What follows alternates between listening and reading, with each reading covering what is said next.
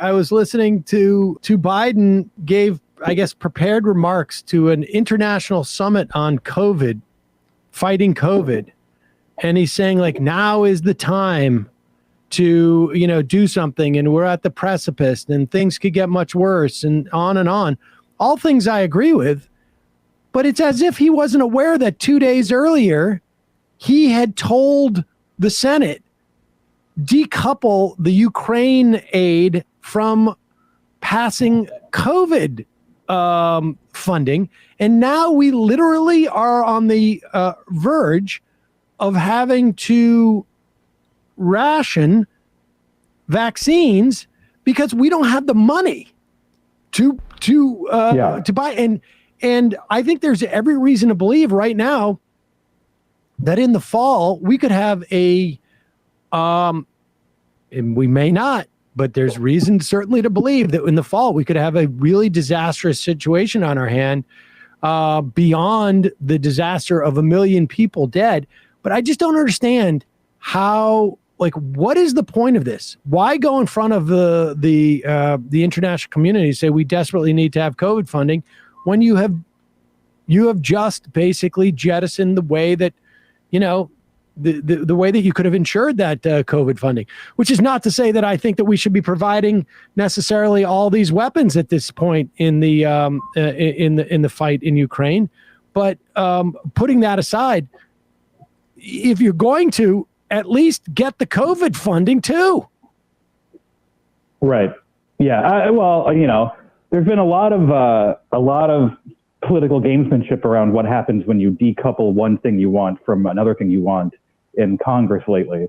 For some reason, the lessons that I thought were very obvious don't seem to have been learned. I truly don't know. And I think it's just the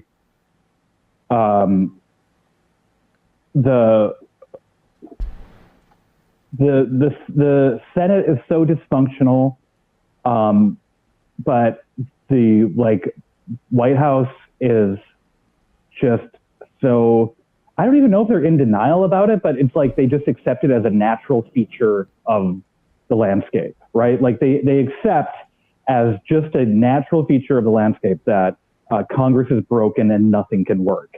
And so you have to do these workarounds. You got to, decouple stuff so you can fast track one thing sometimes. And then they don't even connect that to the rhetoric you were then talking about, where you go and give a big speech and you say, it's urgent and necessary that we do this. And that's actually a really common mode in Washington, is to say it's urgent and necessary that we do this while not actually trying to think of how you would do it with the current institutions that we have. These people don't even connect those ideas in their head. I think that's, and so, it's easier to imagine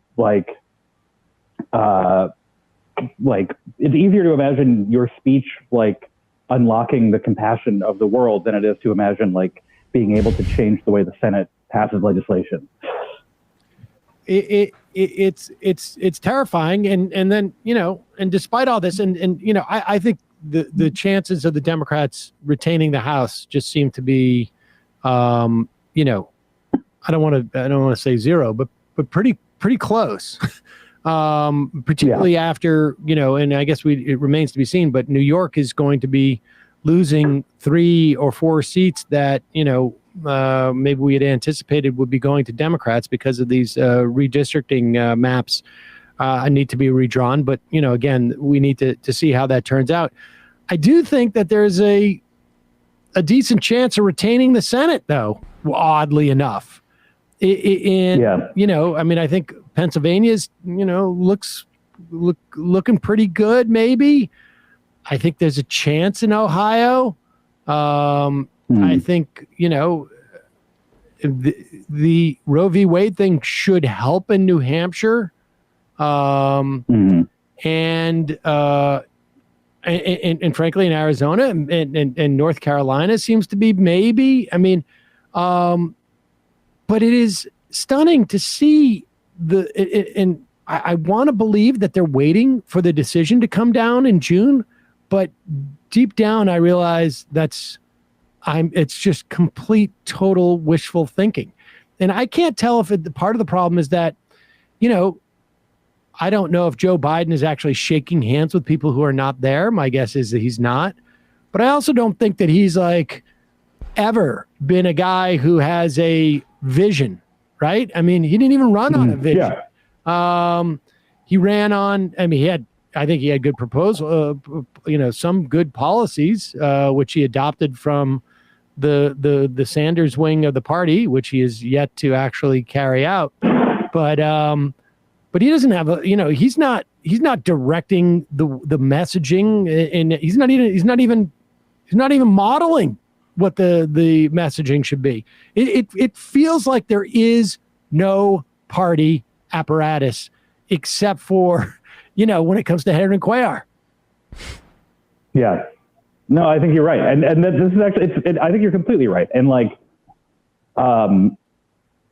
Joe Biden is a transactional politician. He's never even really, he's been called, he's been associated with the New Democrats. He's been associated with that side of the party, but he's really just always just been a purely go with the flow, transactional retail guy. He's a retail politics guy. I think that it's wild that there is no national messaging that is getting through to anyone about really anything. There's no narrative. I think that you could be running on blaming inflation on corporate greed, and I'm just saying things you could be doing that would just be effective, not even just the having to make complicated arguments to people, but no one's talking about rent. No one's talking about, they talk about gas prices, but not rent, which I always find insane considering how many millions of Americans are renters now. And it's because they are all from an age when that wasn't true, before the financial crisis. And obviously Roe v. Wade, they are not willing to say what will happen when that decision goes down. I think maybe they haven't grappled with it themselves, but I think there are a lot of really obvious cases they could be making that they're not. And a part of the reason for that is because, as you say, the most important campaign they're engaged in right now is a national campaign to make sure that progressive challengers don't win primaries, which is insane behavior. It's crazy. And again, so much of this comes back and people are like, well, it's not, why are you talking about Nancy Pelosi being old? It's not so much that her age is old. It is her politics are completely out of touch because she's from a generation. And I'm not saying, it's not an age cohort. Obviously there are people in her generation, but the politics she learned are just, it's literally as if it was in a different language. I want to be clear, generations are a made up thing. Generations are a made up thing. But people grow up within particular contexts, within particular material contexts, that inform their worldview. That's very basic. And that's why this stuff matters more than just making fun of someone for being old. And it doesn't feel like at this juncture there's much that we can do other than hope that there's some important primaries in Pennsylvania. We lost one on the progressive end in Ohio, but it's really just on some level adding more progressives, and just also I think it's again it's generational on some level because I think that even some of the so-called moderates, like the conservative leaning Democrats, get that you need to at least sort of appear to be fighting for something as opposed to these sort of small transactional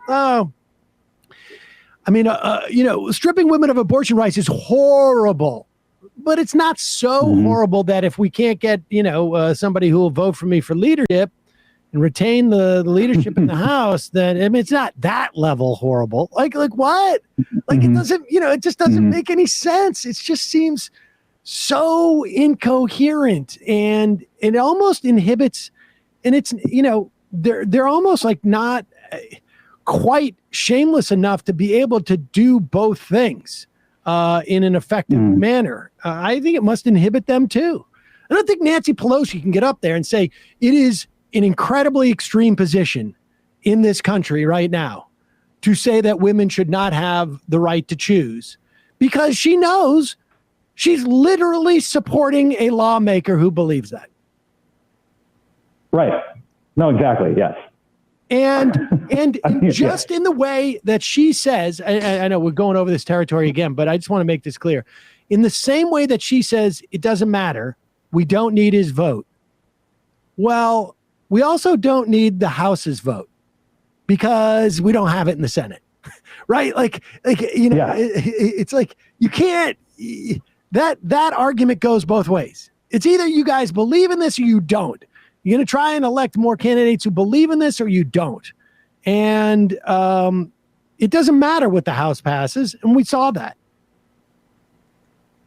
Yeah, no, exactly. And I mean, Pelosi's been at this for a long time. And